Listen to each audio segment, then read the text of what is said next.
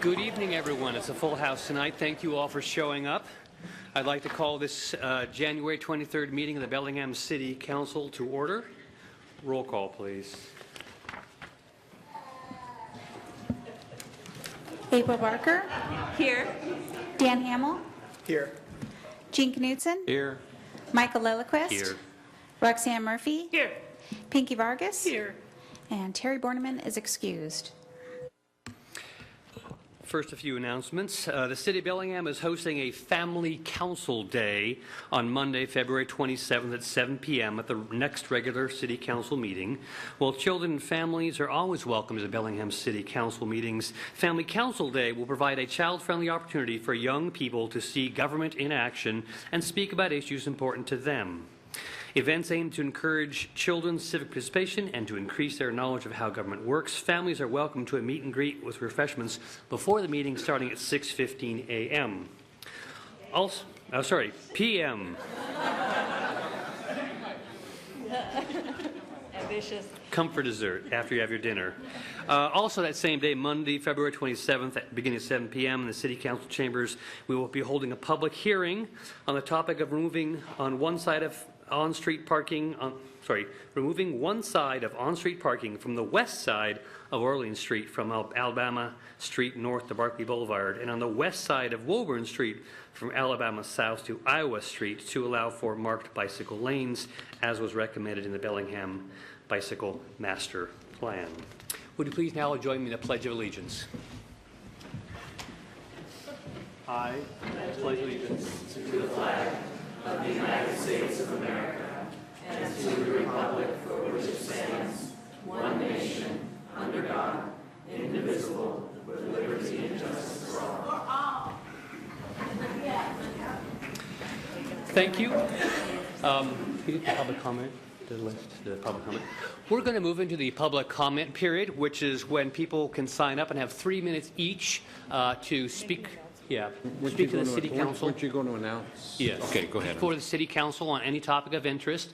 I would like to mention, because some of you here, I believe, are here having to do with immigration issues, the issue of undocumented residents of our community, that this afternoon the City Council had an agenda item in the Committee of the Whole where we discussed the issue, and there was a motion and a referral made to continue our investigations into the topic and actually to have the administration and council members work together to bring forward a proposal to address that issue in particular. Is there anything else the council would like to add to that? Okay, thank you very much. We will now go to the 15-minute public comment period. We do ask you to try to confine yourselves to the 3 minutes so that everyone has a chance to be heard. This is probably going to go a little bit long tonight. The other thing is we have a couple rules here that might be helpful you understand. One is this is our time to listen. We are here to hear you and take in what you have to say. We're not going to respond to you. We're not going to ask you questions. We're going to listen to you tonight. So there won't be a dialogue, but we will have our ears open. The other thing is that we have a rule that asks you to neither applaud nor boo nor jeer. We want no one here to feel especially inhibited from saying what they want to say because they feel the audience either is on their side or not on their side. So if you could refrain from applauding and or booing on these matters so everyone can just speak freely, I would appreciate that as well. Thank you so much. The first name on this list is Jose Carrillo. Would Jose come forward? And then the next person is someone Ramirez. I think Ana Ramirez. If Ana could line up next, that'd be nice. And then Victoria Matey.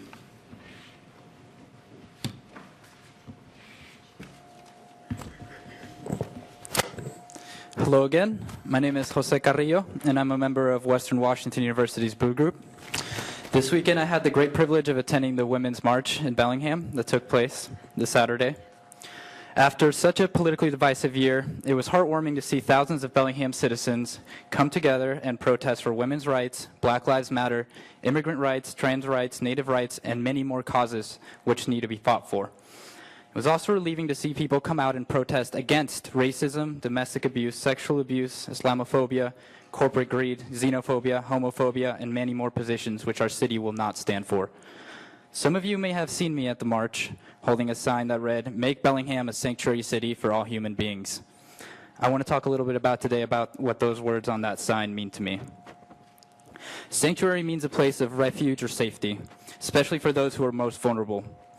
Throughout the president's political campaign, he has dehumanized and generalized undocumented immigrants as criminals and has promised to deport millions of people who consider America their home.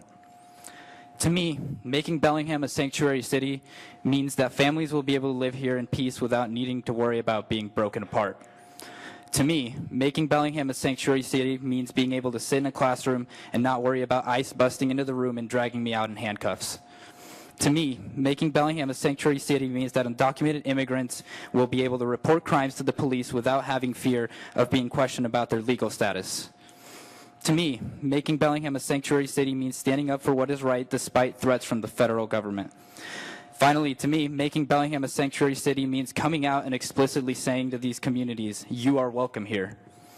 Legally, this means that all Bellingham City personnel, departments, and agencies will not cooperate or share information with ICE or Border Patrol, that we will not stand for having our law enforcement stopping, detaining, or questioning anyone based on their race or immigration status, and finally, that anyone who violates these two policies will face enforcement and penalties.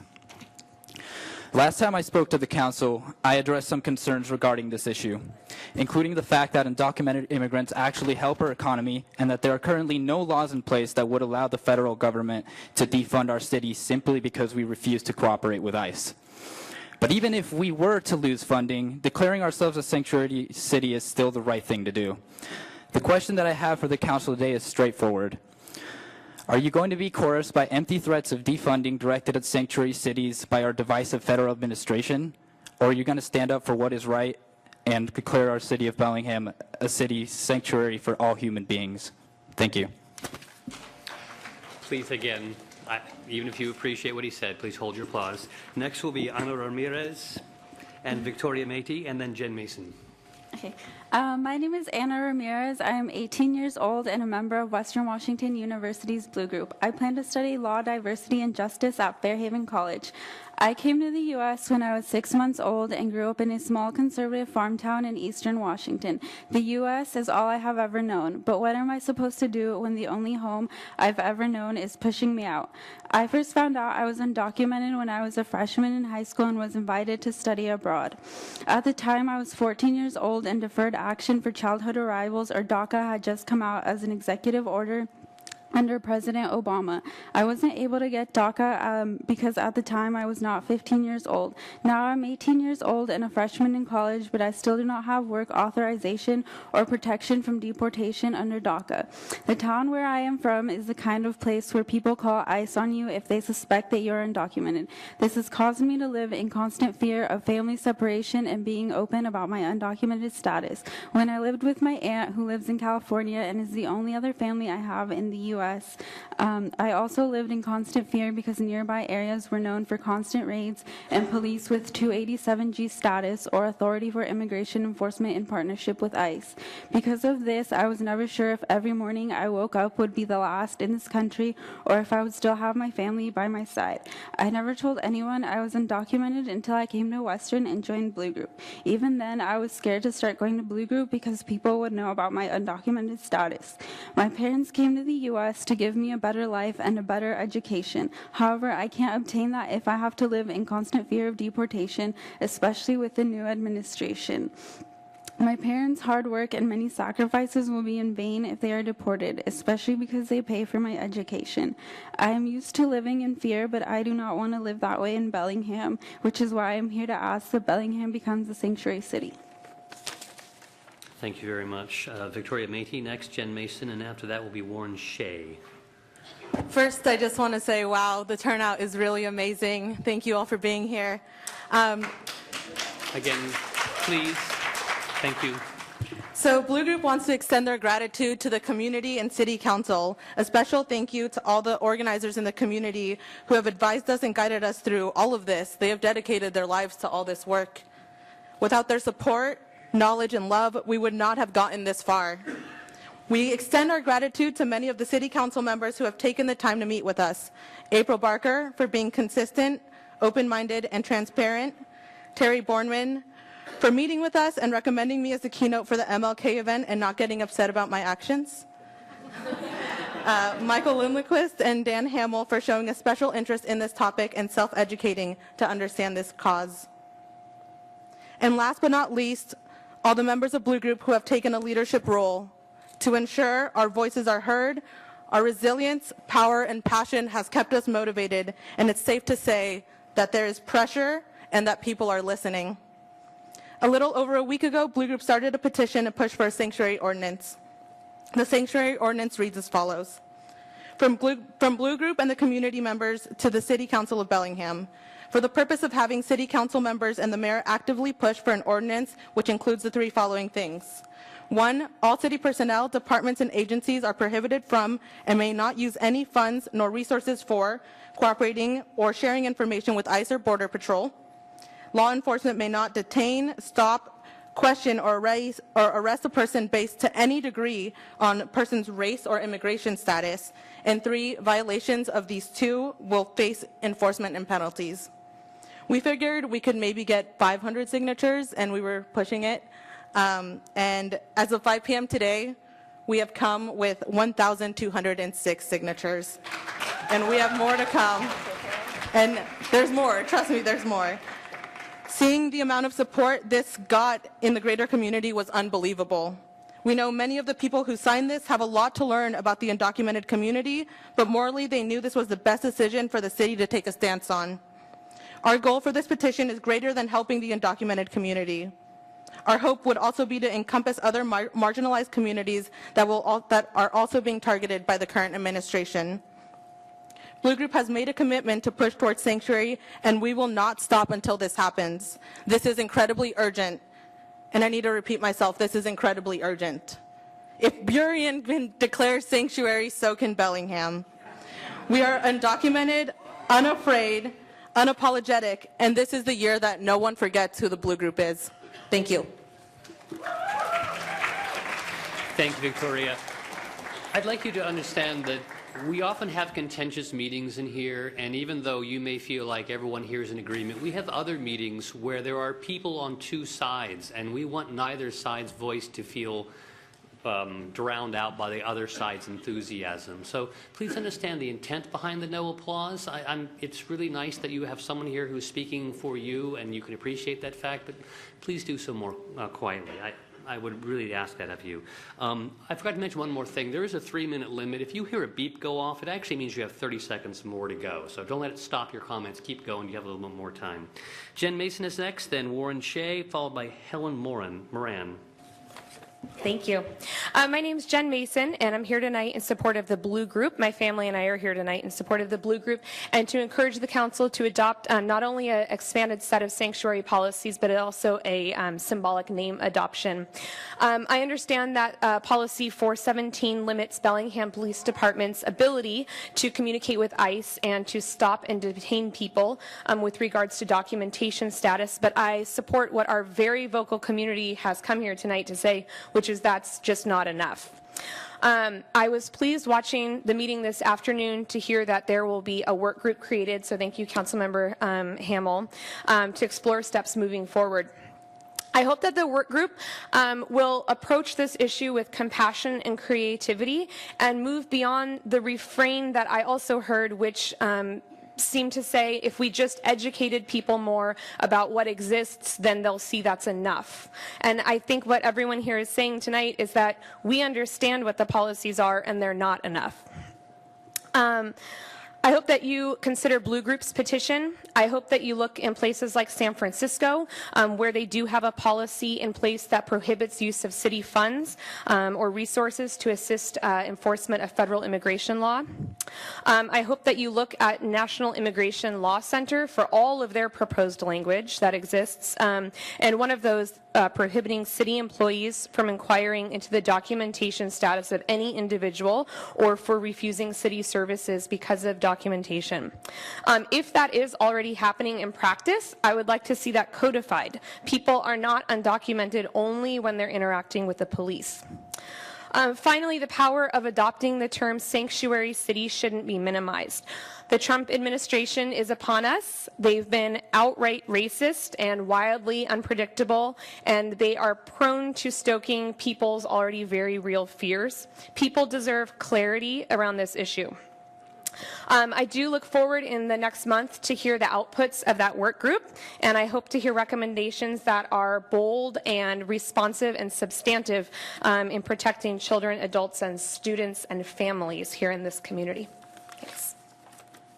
Thank you very much. Warren Shea, followed by Helen Moran, and then Carrie Kovaleski will be after that.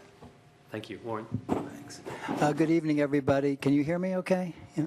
I want to beg everybody's indulgence. I'm here on another topic, I'm afraid to say, but I can feel the power in this room. I work at Mineport Museum, and we have put together an exhibit on local climate change. We are showing a few photographs of local landmarks now, and as they may appear 50 years from now if we fail to take appropriate action on climate change. Hillary Clinton said climate change was a serious problem. No. Climate change is the problem, and our entire survival and the survival of our planet depends upon it. I'm very upset by people who continue to ignore it, sweep it under the rug, dismiss it as a Chinese hoax, so on and so forth. And the good news is if we mobilize massively and start grinding out wind turbines and solar panels, we can win this war. But it's going to take more than ever collective energy and political will to do it, and it can be done. So I hope you can come and visit Mineport. I'm going to leave you with cards of our hours and everything. It's a great museum. Councilman Lilliquist will tell you. He just visited us a few days ago, and it's only $2 to get in. It's a cheap date. So please come and visit us and look at the climate change exhibit, among other things. And thank you for your time, and best of luck. Thank you. Thank you, Warren. Helen Moran, I'm sorry if I'm not getting that right. Thank you. And then Carrie Kovaleski, and then after that it'll be Dean Tuckerman. Well, after marching Saturday and feeling the vitality and the passion, I have never spoken before a council or any public group, so I just felt impelled to come before you. I support the declaration of Bellingham as a sanctuary city as morally imperative at a time when refugees and undocumented immigrants are fearful about their future.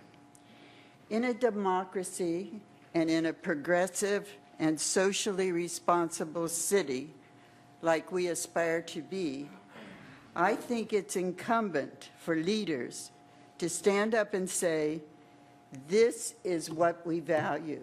This is who we are.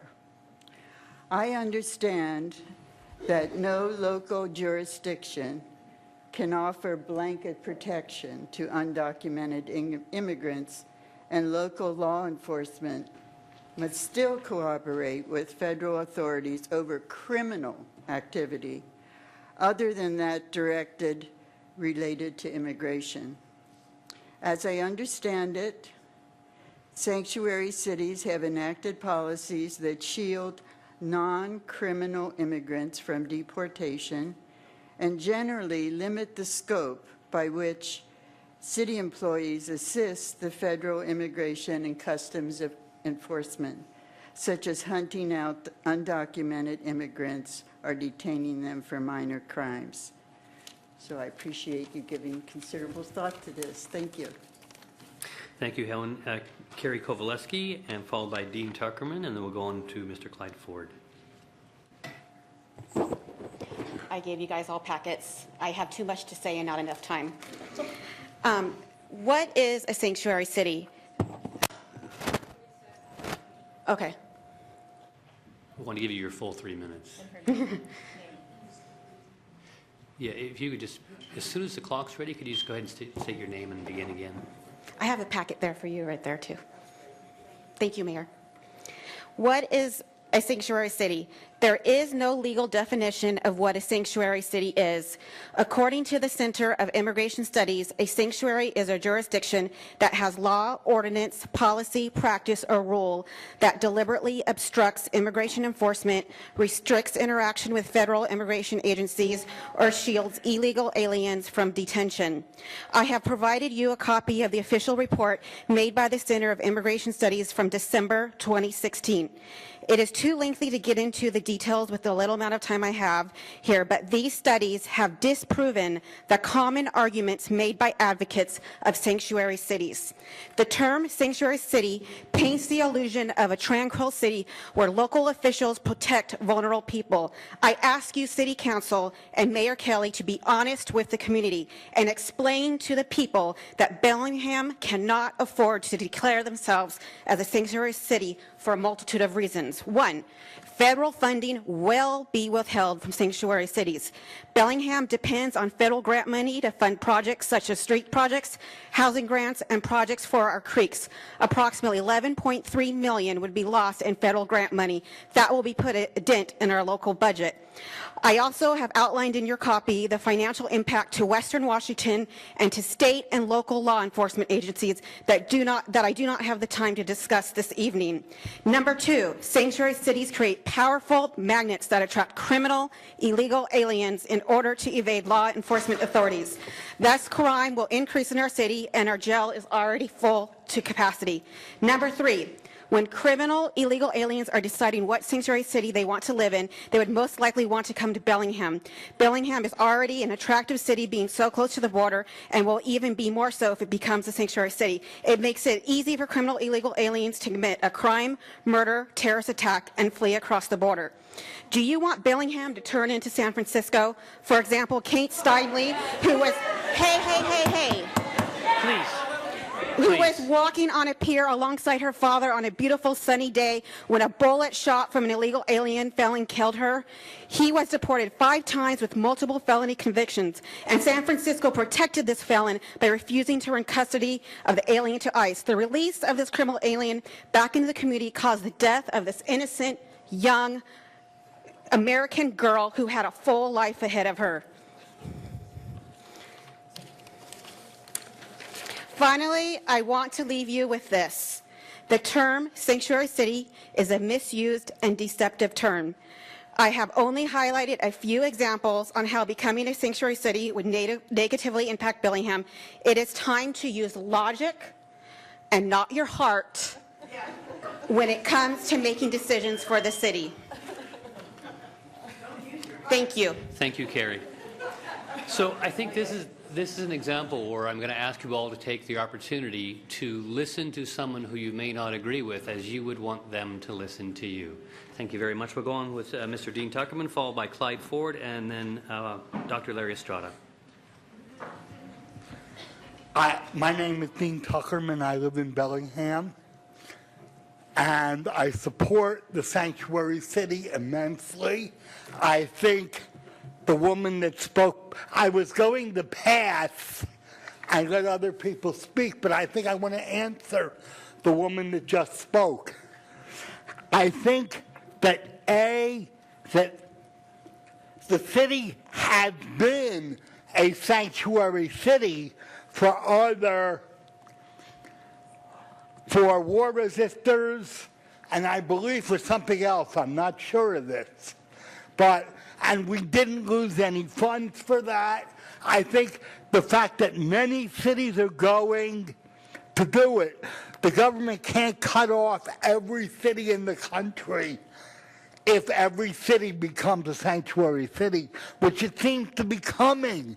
It seems to be, I mean, she said San Francisco, and Bellingham will not be San Francisco, but San Francisco is a wonderful place in many ways, and I think for her to make it a negative thing is absurd and insulting to San Francisco and to Bellingham.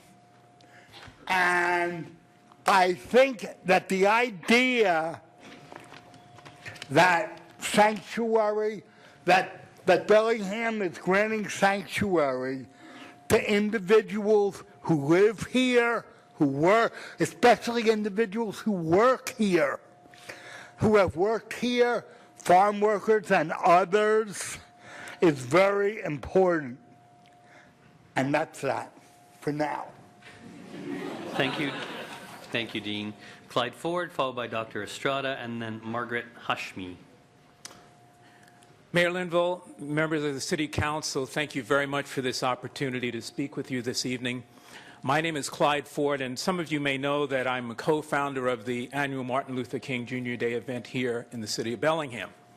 But I'm here tonight to really speak in support of Bellingham becoming a sanctuary city. Now, the tragic loss of life in 2015 in San Francisco should not scare anyone into believing that a sanctuary city is less safe. Immigrants commit far less crimes than native-born residents. Police in sanctuary cities have the opportunity to build trust, rapport, and support among local communities who know they are not there to deport them. The statistics show that sanctuary cities have less crime than non-sanctuary cities. The Trump administration has issued a blanket threat to defund sanctuary cities. But most legal scholars believe that legal precedent has been established over the last 30 years in cases argued as high as the Supreme Court that the federal government cannot issue blanket orders to defund, and furthermore that the federal government cannot use the threat of withholding funds as a means of coercion. Last Saturday, I was proud to stand with thousands of women and residents of this community as we took to the streets of this city to demonstrate our support for policies that support inclusion and are against those of exclusion and hate. Martin King said, "The time is always right to do the right thing. Now is that time. This is that place, and that right thing is sanctuary city status for Bellingham." Thank you. Thank you, Clyde. Next will be Dr. Estrada, followed by Margaret Hashmi, and then David Crook. Is Larry make his way up? Thank you.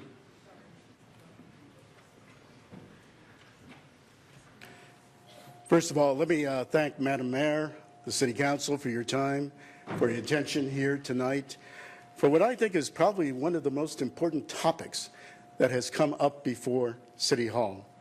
Let me just say one other thing. I used to sit in another city in your same place as well, Madam Mayor. And one of the things I will say, after all the years of sitting on council, hearing about people, the things that I remember most to this very day is when we as a city council, when I as a mayor helped the most vulnerable in our city. When we talk about sanctuary, we are talking about humanity. When we say sanctuary, we are talking about compassion. When we say sanctuary, we are talking about unity. We're talking about all those things when we talk about sanctuary. I also want to tell you that we conceive of ourselves, I've been a long-time resident of this city, over 30 years now, close to 30 years, I should say. And our city has not always had a proud history, especially when it has come to immigrant groups. And those immigrant groups many times have been chased out of our city, have been basically abused in many ways. And when we look back at our history at the beginning of the 20th century, it is not a proud history. What I'm asking the City Council today is to make a statement, to make a real statement. The easy thing for City Council to do is to say, well, we're going to do everything up to the point of being a sanctuary city, but we're not going to call ourselves a sanctuary city. That would be the easy thing to do. But I'm really telling you to do the right thing. I'm really telling you to do the courageous thing. And that is to declare ourselves as a sanctuary city. Because that is, one person has already stated, that is the moral thing to do. And that is the courageous thing to do. And when you step down as council members, you will remember that action that you brought forth and that action for the most vulnerable in our city. The other thing I want to leave you here tonight is the fact that there is a maxim that we used to use on city council, that for every person that showed up at city council, there were 10 other people that represented that viewpoint. Well, I think that's wrong. The maxim should be, in this case, 20 to 30 people that represent everybody here that's here to speak and to support a sanctuary city. We're not going to go away. We're going to keep coming back to City Hall, to City Council, until you declare us a sanctuary city. Thank you. Thank you, Larry. Margaret Hashmi next, followed by David Crook, and then John Shaughnessy. Hello, I'm Margaret Hashmi, and it doesn't look like it, but I am a proud daughter, a very proud daughter of an illegal alien, as you would say it. My father came from England, so you don't have to be brown to be an illegal alien. And he came from the exact same reason that you guys came from. He was hungry. And his country got into a war and depleted all the resources, and they didn't have enough to eat. And he came here because he was hungry. And he wanted to work, and he worked. He was ended up as a foreman down in San Francisco during World War II, and he had 1,000 workers under him. He was the hardest working man I ever knew. In fact, he came right through this town in 1942 as an illegal alien. I think he probably maybe stopped and bought a cup of coffee or something, and went to Canada and entered as a documented person. So he was rather lucky. And he had some help along the way by his boss, who was a Greek American. And you couldn't work in a war factory unless you were a U.S. citizen. And so my father went to the man and said, "I have to quit." He said, "Why do you have to do that?" He said, "Because I'm not illegal. I'm not legal. I don't have papers." And the man said, "Oh no, we'll help you. All of my Greek friends have the same problem here in San Francisco."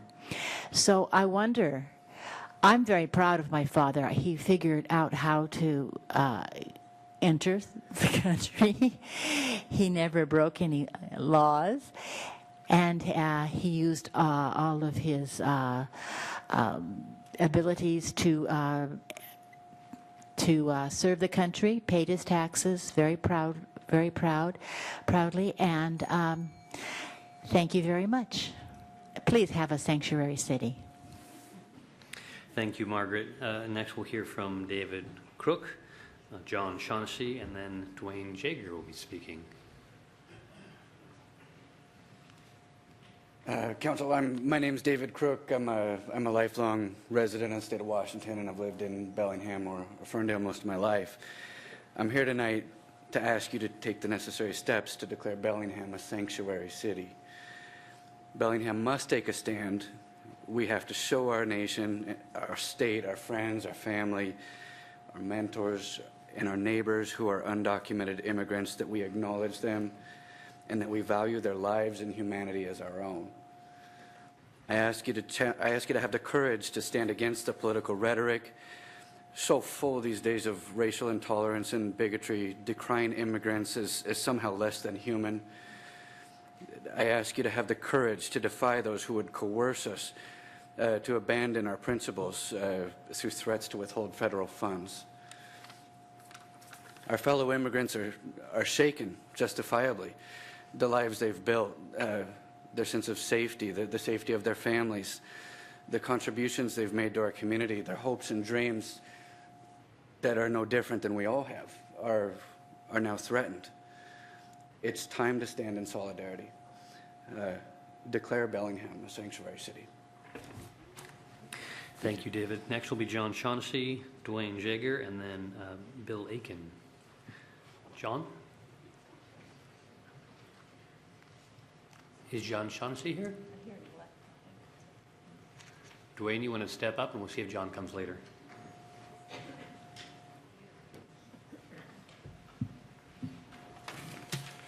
Members of Council, Mayor Linville, my name is Dwayne Jaeger. I live at 2401 E Street.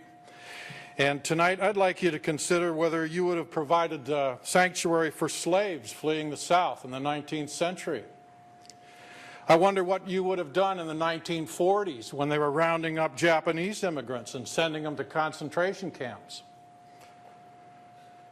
Today, in our community, families are being broken up and their wage earners are thrown into a large, oversized prison in Tacoma for months and even years without due process, leaving their families without means to survive. Is this the America we believe in? No.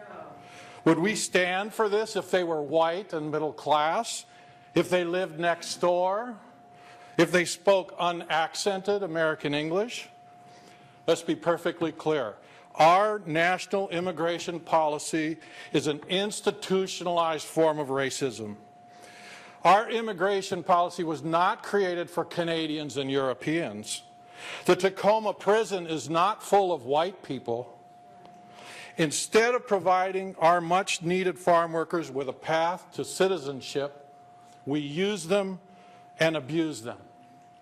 It's so easy to see historical racism, and it's so hard to see it when it's right in our midst. The marches across the country this Saturday showed that it's a critical time for our democracy, but democracy is not a one-day activity.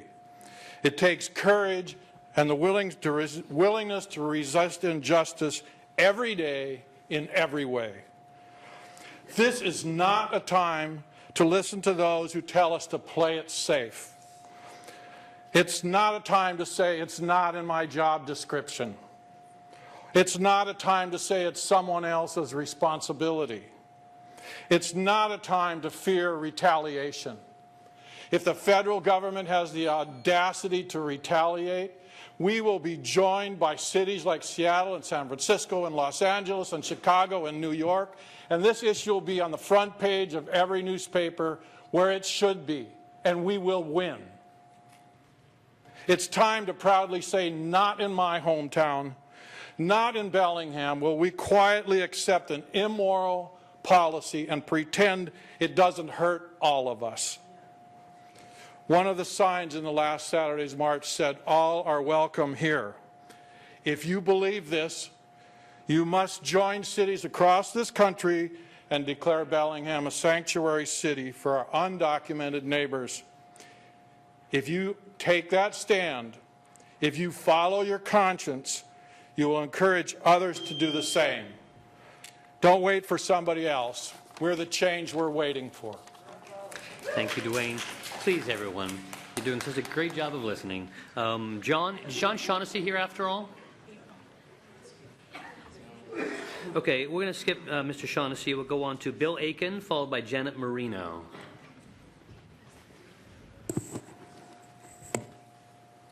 Okay, hi. Madam Mayor, members of the council, thank you for this opportunity to speak. My name is Bill Aiken. I'm very old, and I was in the Navy for 25 years and then retired here in Bellingham. And I'm very proud and pleased to say that I love it. I was very proud and pleased to be downtown Saturday, and it just got better. One of the things about which I am the most proud from my 25 years in the military is in my country, and I always knew this, I needed to relearn it a few times, but in my country, we have religious freedom, period, with no limitations.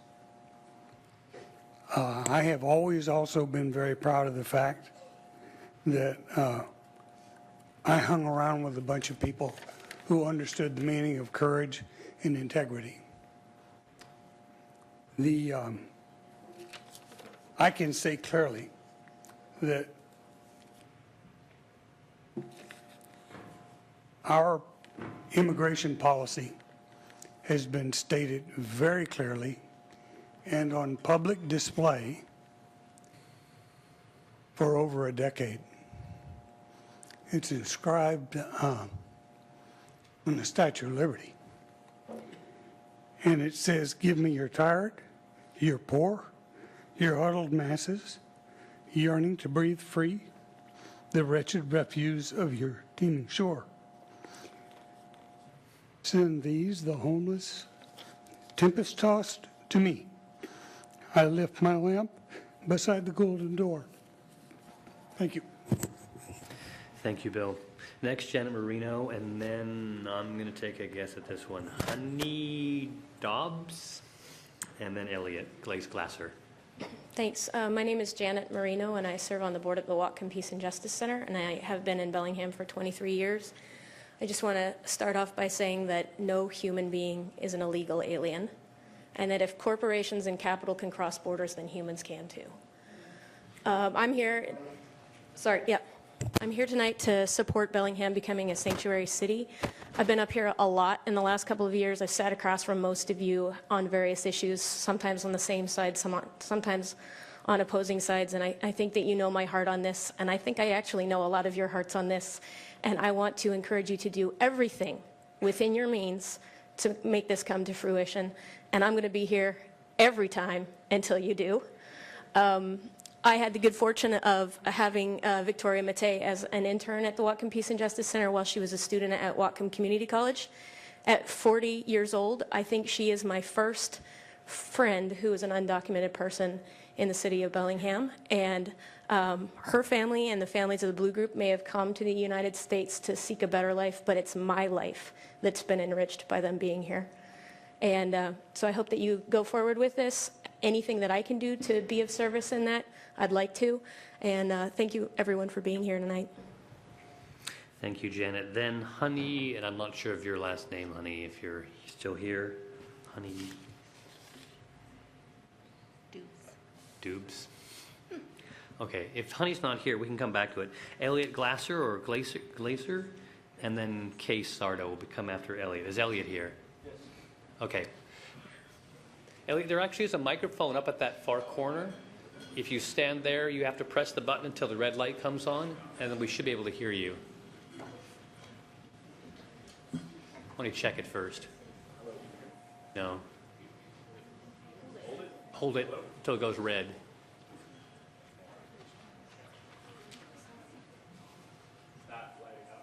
Okay, I'm very sorry. Maybe we'll have to come on down then. Could you all make a little room for him? It's a long walk. So this is Elliot, then will be Kay Sardo, followed by Barbara Aiken, I believe.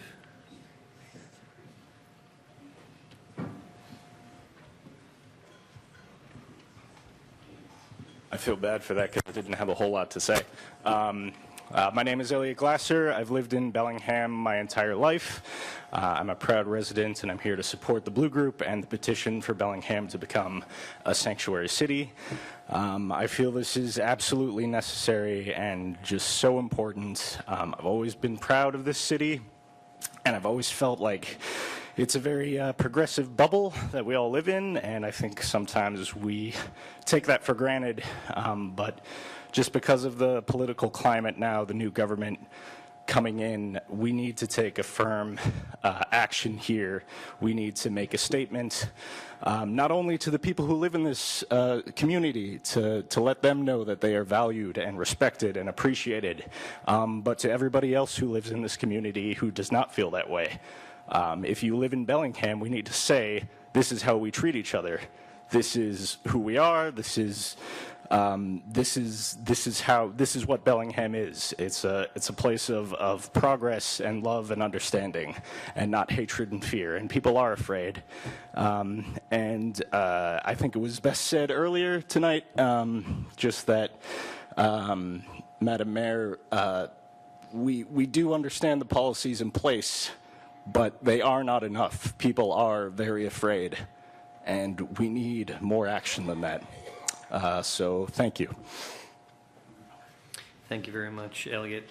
You folks are doing great. We're actually coming to the end of the list. I appreciate all of you listening so well. Kay Sardo is next, followed by Barbara Aiken, and then Galen Hertz, please.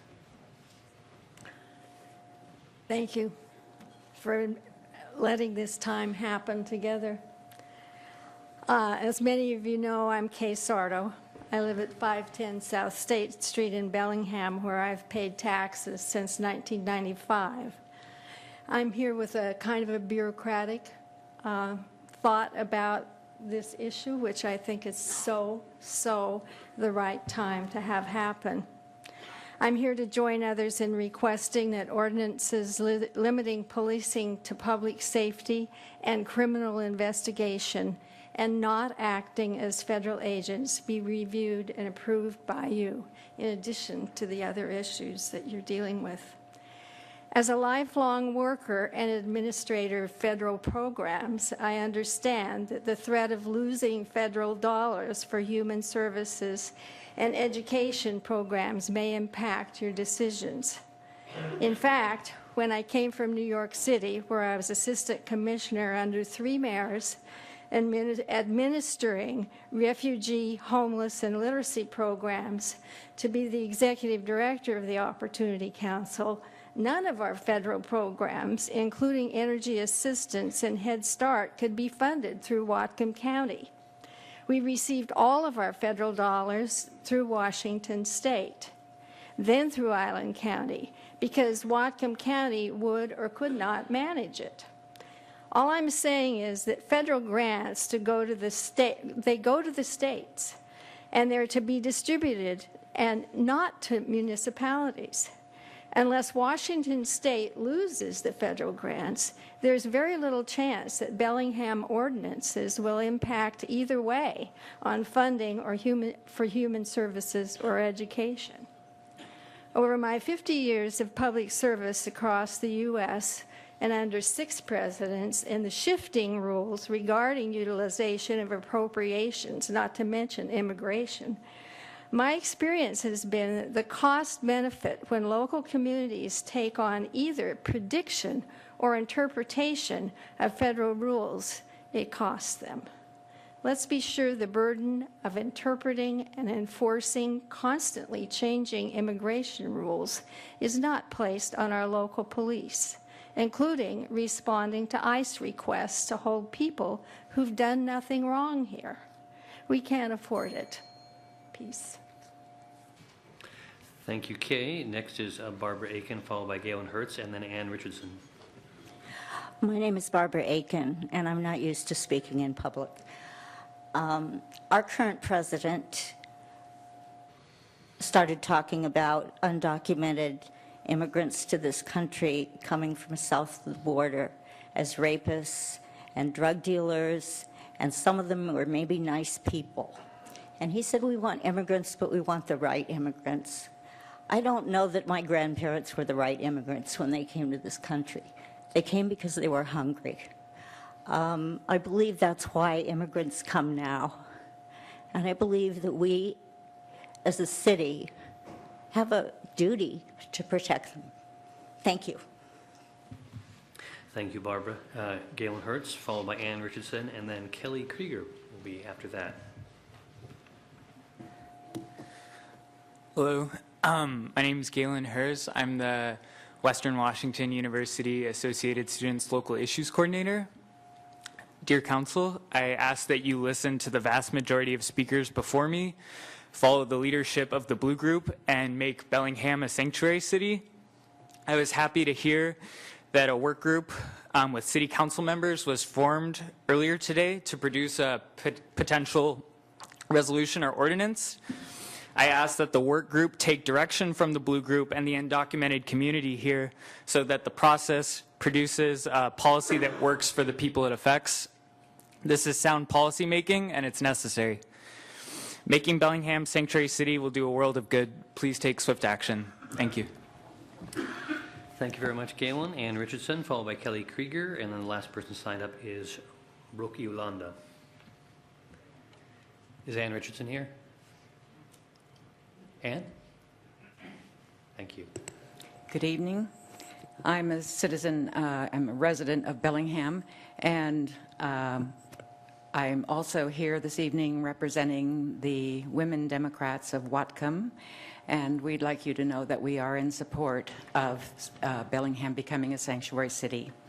I'm also a member of a local group called Grassroots Action Whatcom, where we are working on many issues, and I would just like to tell you that there is a Republican state attorney general who said in regard to Flint, Michigan, we ran into a government that put budget over people and money over health. And I think in some regards, this is a similar type of issue. We're finding that local control, we don't know what's going to happen in the future, but local control may be very, very, very important. And we need to know that we can put our faith and trust in your judgment and your consideration of all of our needs. Thank you. Thank you. Ann Kelly Krieger is next. I'm Kelly Krieger. I'm sorry I have my notes in my phone. I don't have any paper.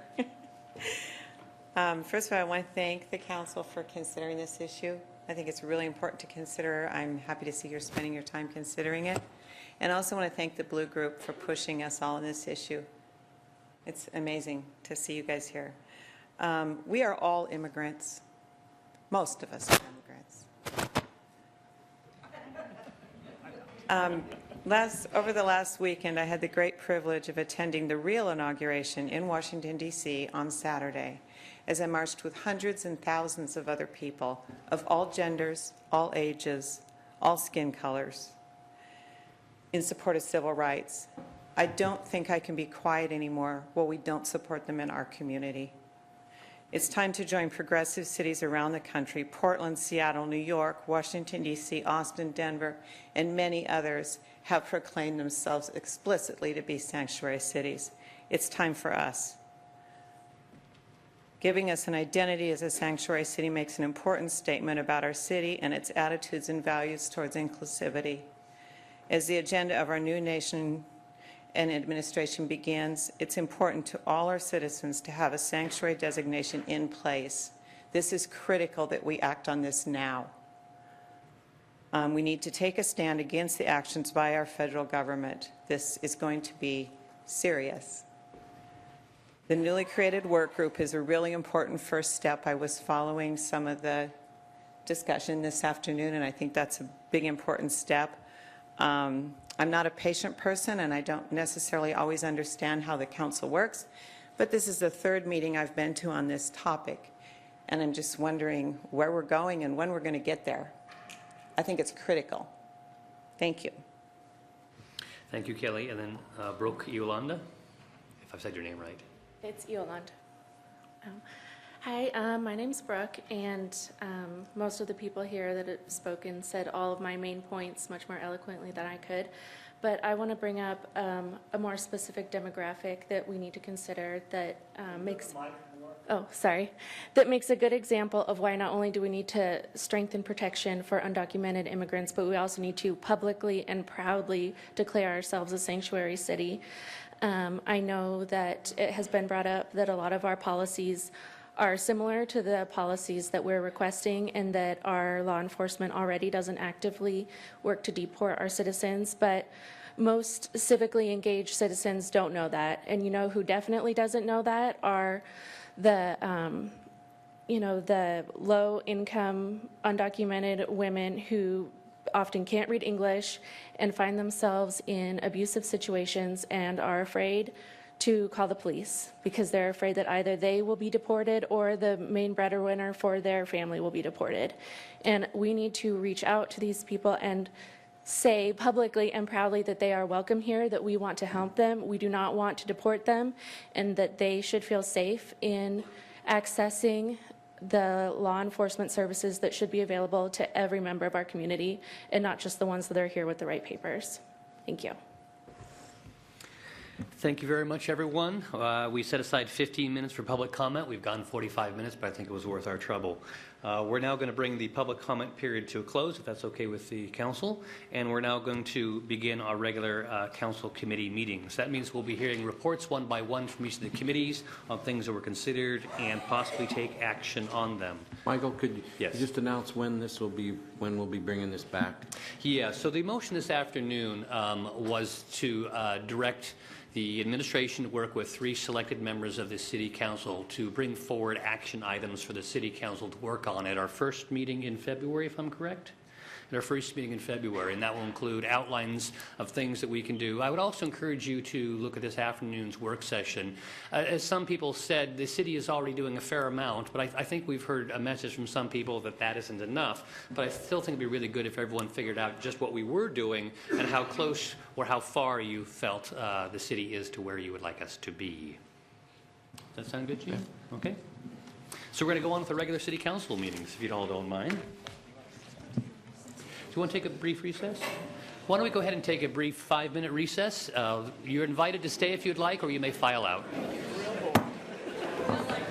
Come on, sit close.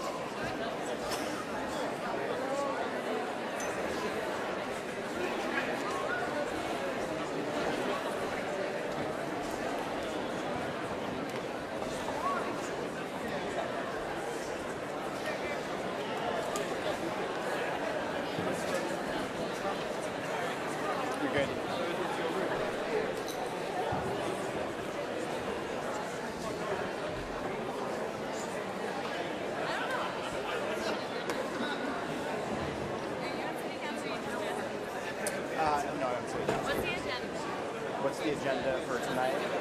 Our regular committee meetings, so Lake Whatcom, Public Works, Public Safety, Finance, and then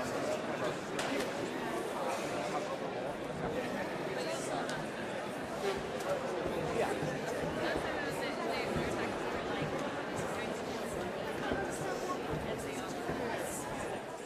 We'll be voting on pretty much non-controversial items. We won't be voting on anything related to what most people are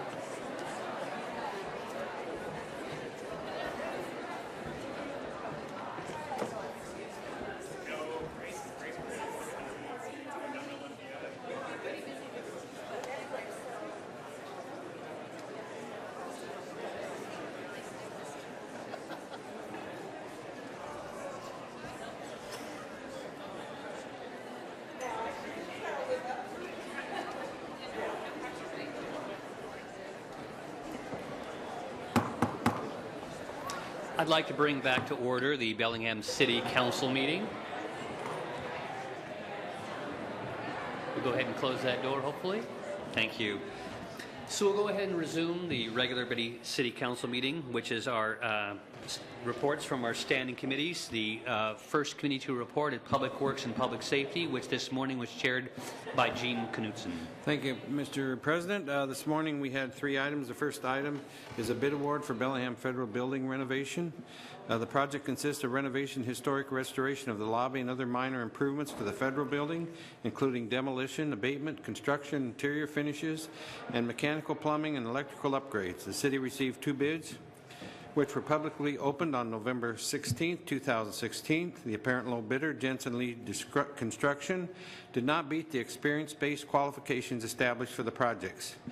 The city's disqualification letters are attached. Faber Construction is the responsible bidder, who submitted the next lowest responsive bid of $1,295,812.70, inclusive of the base bid. Accepted alternatives and applicable sales tax. The engineer's construction estimate was $917,428. The high bid is reflective of current local construction conditions, especially nature of the work, and limited number of qualified bidders. The committee looked at this afternoon and unanimously approved, and I so move. Second. We have a motion, a second, is to award a bid for Bellingham Federal Building renovation Phase 3. Is there any further discussion or comments on this? Okay, seeing none, I'll go ahead and call the vote. All those in favor signify by saying aye. Aye. Opposed signify by same sign. That passes 6-0 with 1 excused absence. The second item was a Holly Street Overlay bid award. The Holly Street Overlay project consists of pedestrian hardscape improvements along Holly Street at Railroad, Cornwall, Commercial, and Bay Streets, followed by an asphalt overlay of the Railroad Avenue to Bay Street. Additional improvements include a new sidewalk, curb reconstruction, tree wall expansion, sidewalk repair, hydrant replacements, and water main crossing. This project will result in the net loss of up to 6 parking spots along the corridor due to curb geometry limitations. The city received 7 bids, which were publicly opened on December 14, 2016. The lowest responsive and responsible bid was $1,398,541.23 by Arkston Pacific, Inc. of Bellingham, Washington. The engineer's estimate was $1,844,000. After hearing this morning, the committee recommends unanimously approval, and I so move. Again, we have a motion before us. This is to approve the bid for Holly Street Overlay. Is there any discussion or questions on this? Okay, seeing none, I'll call the vote. All those in favor of approving the bid signify by saying aye. Aye. Opposed? Okay, that's also approved 6-0 with 1 excused absence. The last item was request for sewer service within the city's urban growth area at 1283 Mount Baker Highway. The existing building at 2083 Mount Baker Highway has been informed by the Whatcom County Health Department that the septic system that services the property has failed.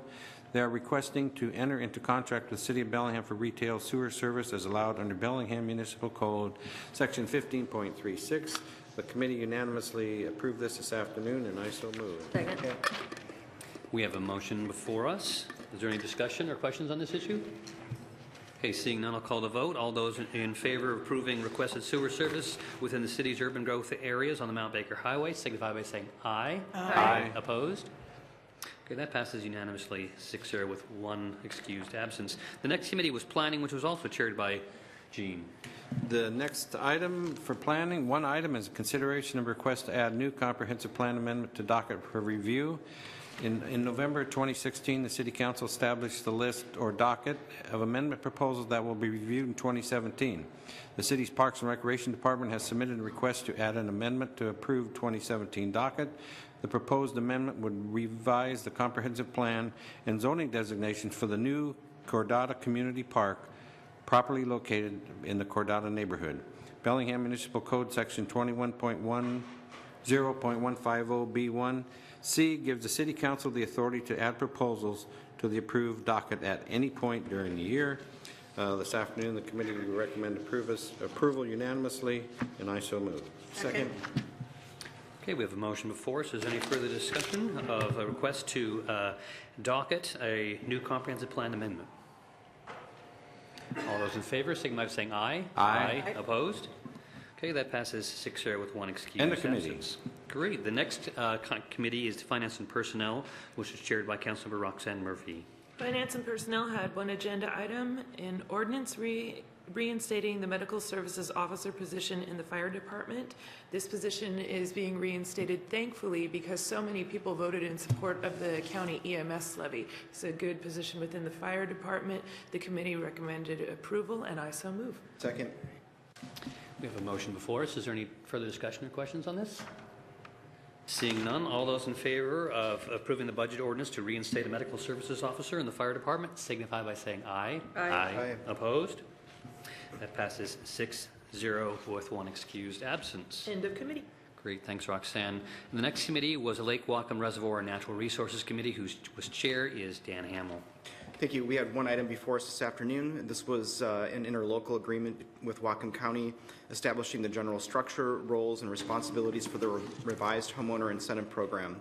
Since this program is no longer funded via a grant, this agreement serves as the implementation framework for the revised program and was developed collaboratively by both city and county staff. This agreement creates a clear understanding of the new program guidelines and requirements and the program's geographic area. The committee recommended approval this afternoon, and I so move. Second. Sorry. We have a motion and a second to approve an interlocal agreement between the City of Bellingham and Whatcom County for the homeowner incentive program. Is there any questions or discussion on this? Just in case it's not clear to the public, the homeowner incentive program has to do with improving lake water quality in Lake Whatcom, which was run by the city, but now we're moving into other parts of the watershed, and so the county is taking over the leadership role on that program. All those in favor of approving the interlocal agreement signify by saying aye. Aye. Opposed? Okay, that also passes unanimously 6-0 with one excused absence. End of committee report. Thank you, Dan. And the committee after that was the Community and Economic Development Committee, which is chaired by Pinky Vargas.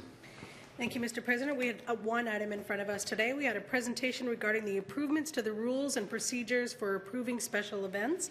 We had a presentation by Darby Calls from Planning and Community Development.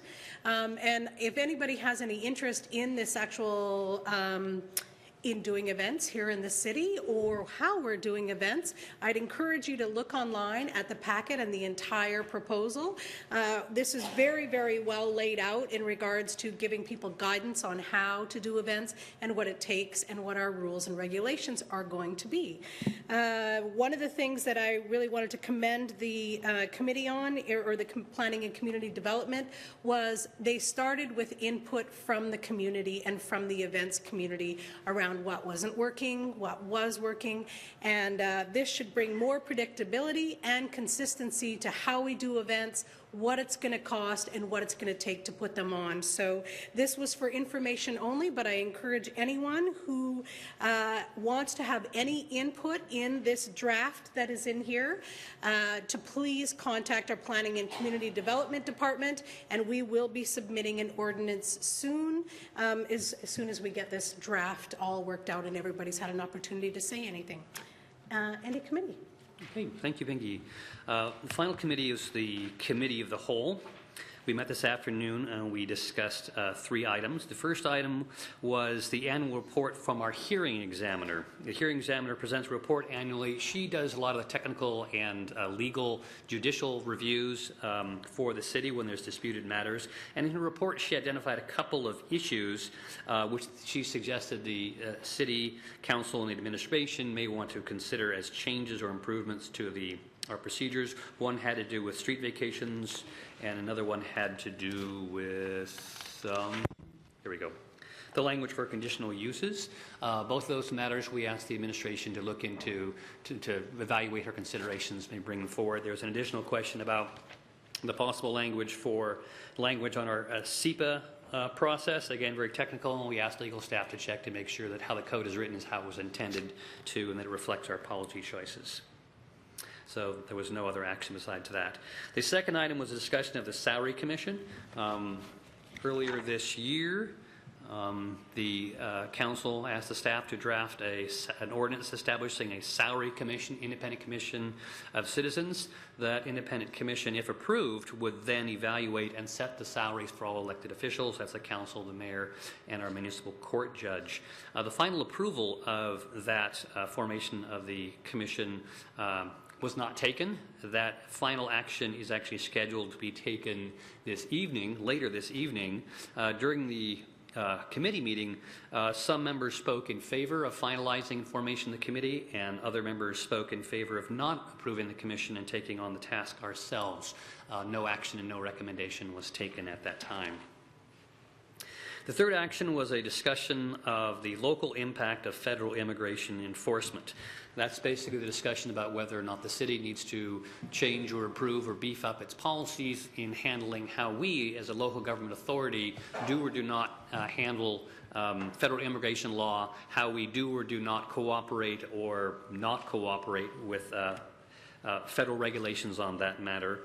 Some have called that sanctuary city. Others have called that just being a safe community or Fourth Amendment community that stands up for the Fourth Amendment, which basically says people should be free of search and seizure of their person or the property absent a warrant duly established by a court of law with showing of cause.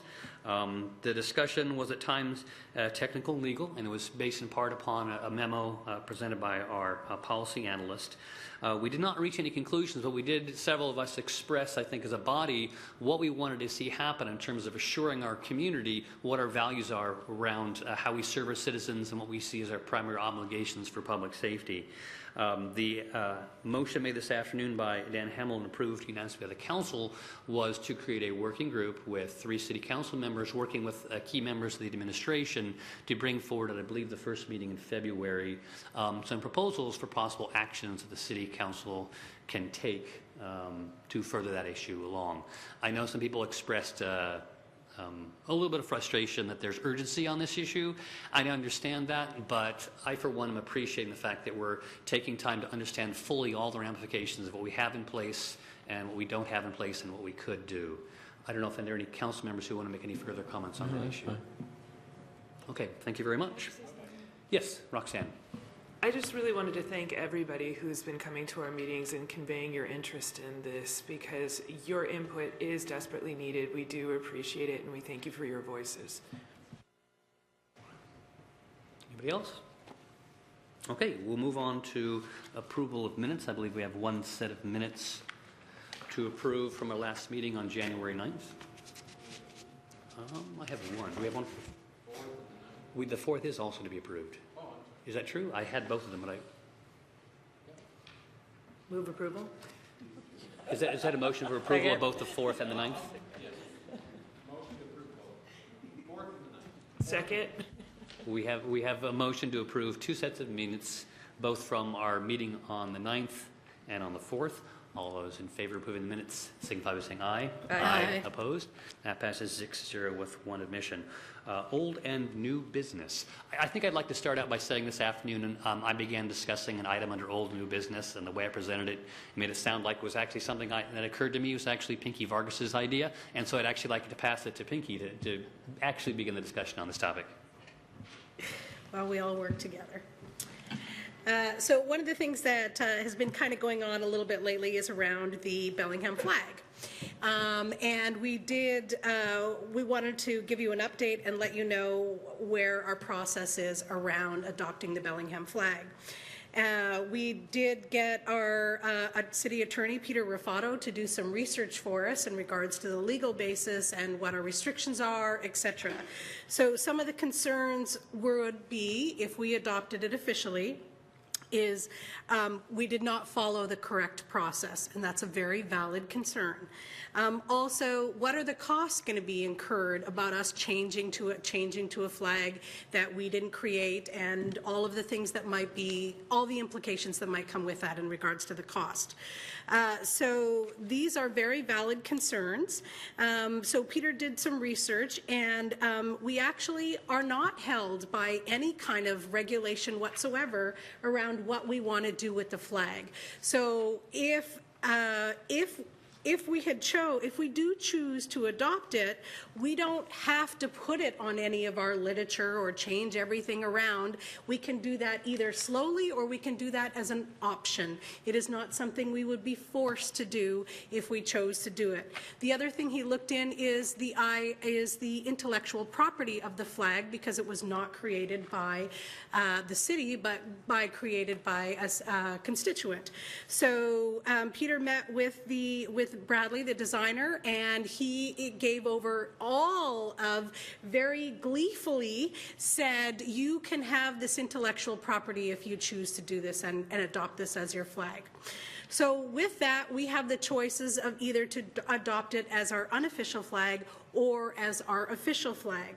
Now, concerning the thing that is, we did not go through an official process. That is very valid. So one of the things that I suggested is that maybe we actually ask the citizens of Bellingham whether they would be willing to forego the process with their approval of us adopting this as a flag. So my suggestion is that we try and do something very simple by maybe having just an online survey to indicate that you are a citizen of Bellingham and that you would support us adopting the flag. So one of April's concerns, which I think is also very valid today, is that doesn't mean that everybody has access to a computer. So maybe this is something we'll have to flesh out a little bit with our assistant, but something that that we could find a way to gather the citizens of Bellingham's input on whether or not we adopt this as our official flag. So the recommendation was that we pursue this and look for something that is an avenue that allows people to have their opinion heard on whether or not we should officially adopt this or not. And we do have a draft ordinance for us to look at as our not official flag if we do so. Great. So we're seeking more input. April?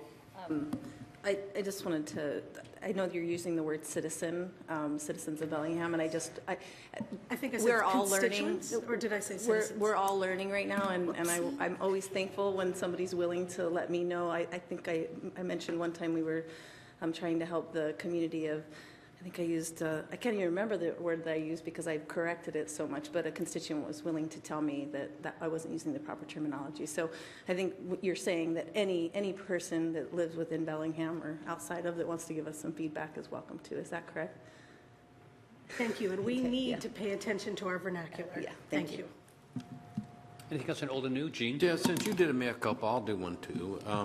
This morning there was some confusion. Who's chairing Public Works? Mr. Borneman asked me to chair Public Works. I had forgotten it. I forgot he was gone for 2 weeks, not one. So, okay. Sorry. We covered you, Terry. Councilmember Roxanne? Well, I'm excited to be here today, especially in honor of the fact that throughout Indian country, as far as Coast Salish tribes are concerned, today is Treaty Day. And what that means is that it was on January 22nd in 1855 that so many different Coast Salish tribal leaders traveled to current-day Mukilteo, and they signed the Point Elliott Treaty. This is the work that then went forward to help us create our own tribal constitutions and create much of tribal sovereignty as you see it here today. So what I'll be doing during our next council meeting is bringing forth a simple resolution asking the city council to recognize this at every meeting that's near January 22nd for the rest of time. Just one small way that we honor our tribes and the treaties that we follow.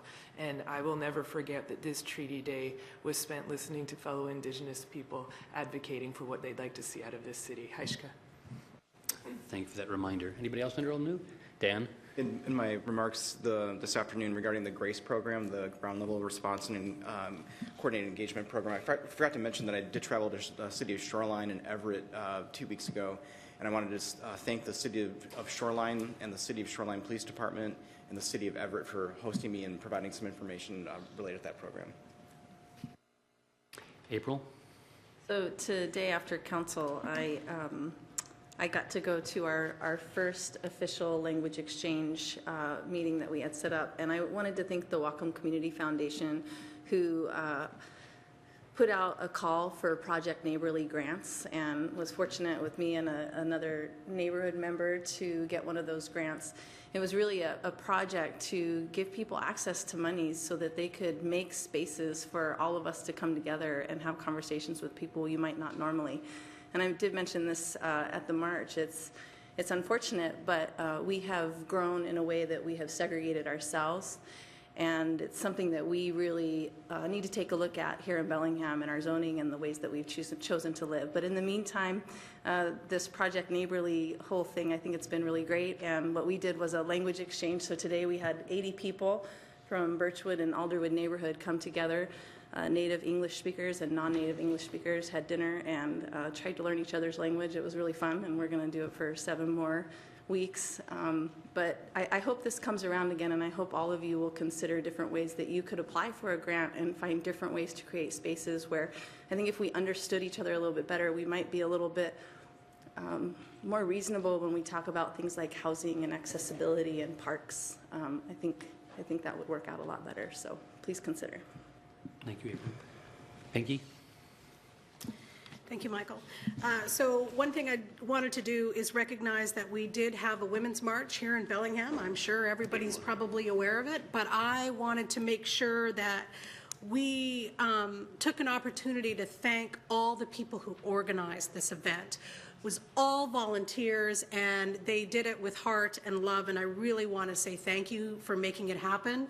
And I also wanted to thank our police department and our fire department, because we had almost no incidences at all. I mean, we had a peaceful march, and that's a beautiful thing that fills me with inspiration and hope and makes me very proud of Bellingham. One of my calls to action on Saturday, and I'm going to reiterate this again as many times as I can, is I want people to step up for things. Right now, you know, there are lots of elections and lots of offices open this year, and also we have 15 boards and commissions for people to participate on. We've got 31 positions, and then also the police department just opened a community Bellingham Neighbors Together, which they invite neighbors to partner on community safety. So they'd like you to be part of our community and make sure that the kind of policing that you care about is who we are. So just so you know, you can go to cob.org, and if you go to the police department, there's information on the Bellingham Neighbors Together department. Okay, thank you. Great, thank you, Pinky. Anything else under old and new? Okay, so I will go on to report out an executive session.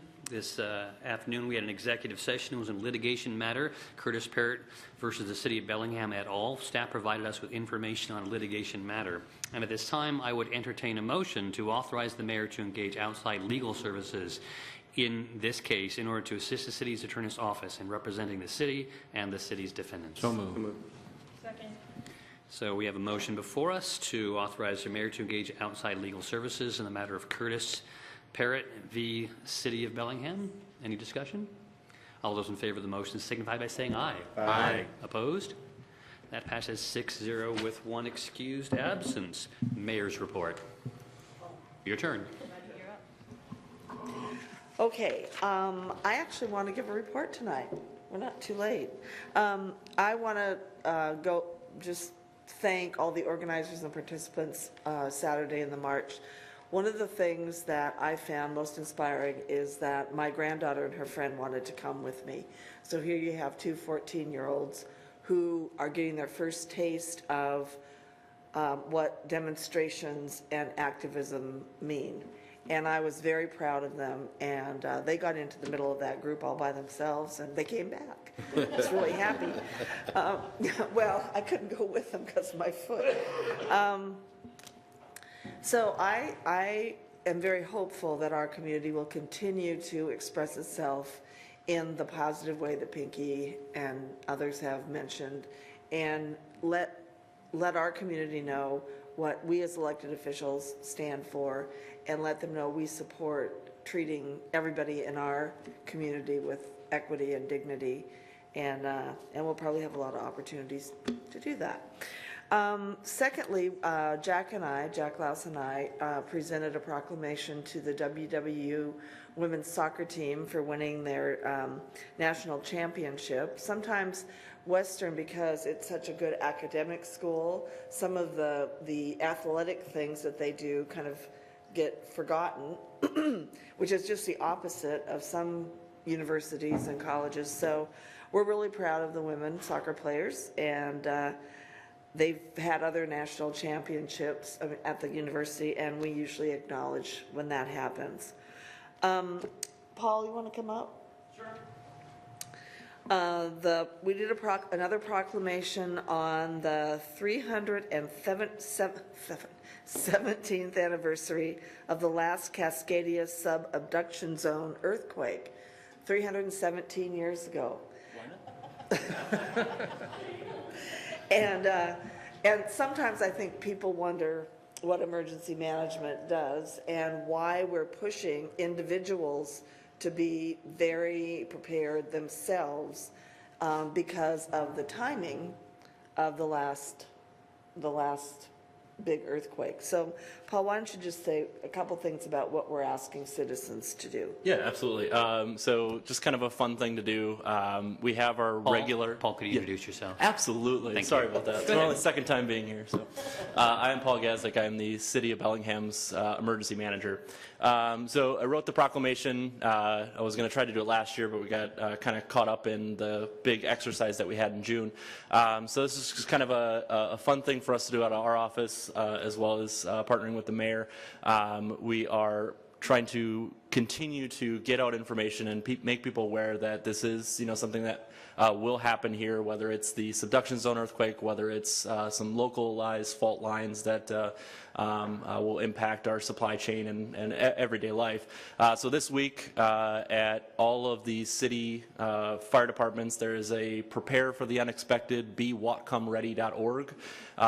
So there's little sandwich board signs out throughout the community for people to engage in that, and then we'll be posting with my county counterpart with our Whatcom Unified Partnership. He'll be posting different articles throughout the week encouraging people to prepare. So just another opportunity for us to try to get in front of the community and talk about some of the hazards that we would potentially face here in our humble city.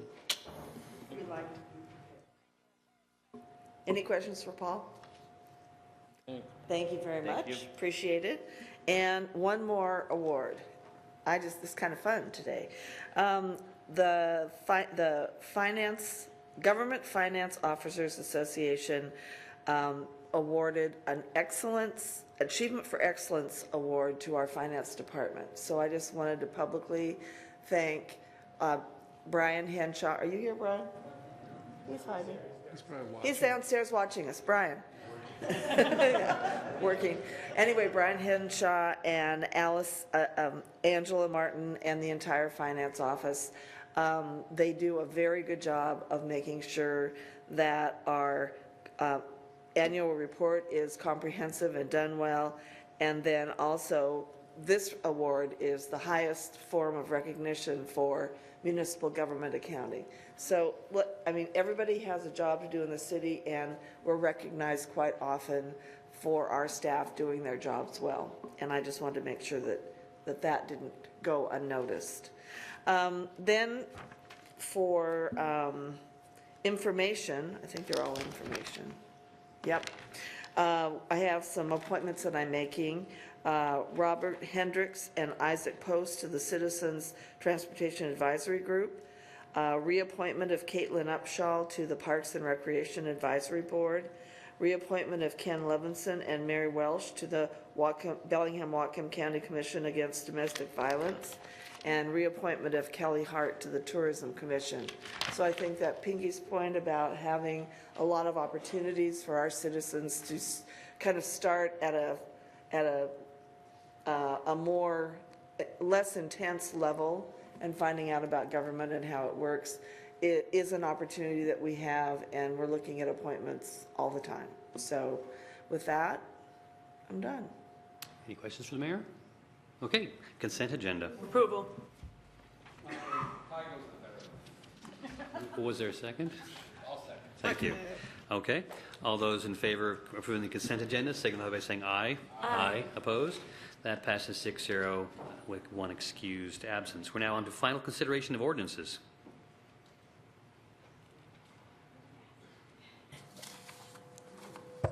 Agenda Bill 21465, an ordinance amending the 2017-2018 budget for the purchase of a fire engine. Second. Pinky Vargas, Yes. April Barker, Yes. Dan Hamel, Aye. Jean Knutson, Michael Lillquist, Aye. Roxanne Murphy. Aye. Ordinance passes 6-0 with Terry Borneman excused. No, we have another. Wasn't there another item? Yes. There is, but this is the salary commission that'll be moved on. I thought we were Well, going to vote. we needed to vote on that fact. We need didn't to actually vote. vote Okay, on that. I'll move third and final, then we'll go from there. Okay. Second. We just vote no. This is, yeah, so this would be third and final. We can vote. No. If it fails, then Yeah. another motion would be proper. Yeah. So we have a motion before us which would approve the third and final reading of an ordinance establishing an independent salary commission to review and set the salaries for elected officials in the city of Bellingham. Roll call, please. Roxanne Murphy, No. Pinky Vargas, Nay. April Barker, Nay. Dan Hamel, Aye. Jean Knutson, Nay. Michael Lillquist. Aye. Ordinance passes, No, or ordinance fails, There's, ordinance is four- not passed on a... 4-2 with Terry Borneman excused. Yes. Are there any further motions? Oh, I'm a little confused because I thought we were waiting on that. No, to we hear have Jean's- to vote that down. Okay, but we're going to wait on my motion Yeah. until, okay. That's fine. Thank you. So is that true, Peter? There's no need for us to take any action if we wanted to continue discussion of this issue or handling it away? Yeah. Okay. You can take it up whenever you want to. Okay. Is there any further business before the Bellingham City Council tonight? Seeing none, the meeting is adjourned. Thank you, sir. Good job.